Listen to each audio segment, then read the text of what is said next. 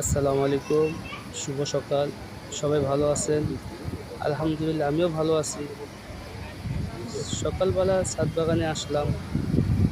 মিষ্টি কুমড়া গাছ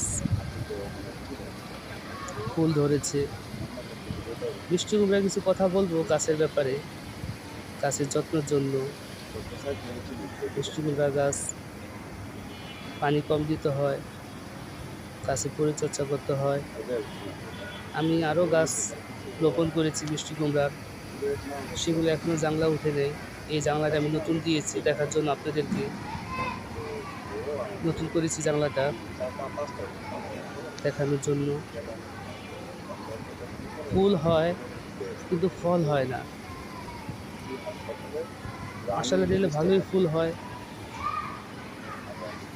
মিষ্টি কুমড়ার শাক খুবই ভালো, কচি কচি পাতা রান্না করলে খুবই ভালো লাগে। ছাদ বাগান আসলে যে ফুল আছে গাছে, কিন্তু ফল এখনও হয়নি।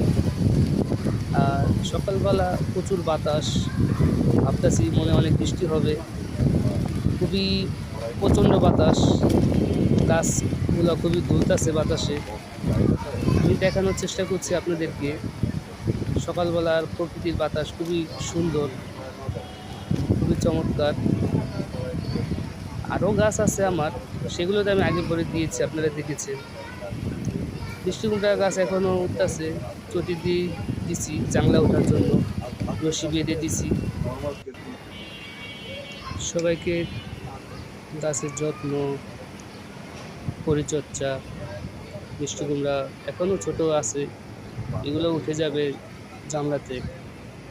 সবাই সুস্থ থাকবেন, ভালো থাকবেন, শুভকামনা। আসসালামু আলাইকুম।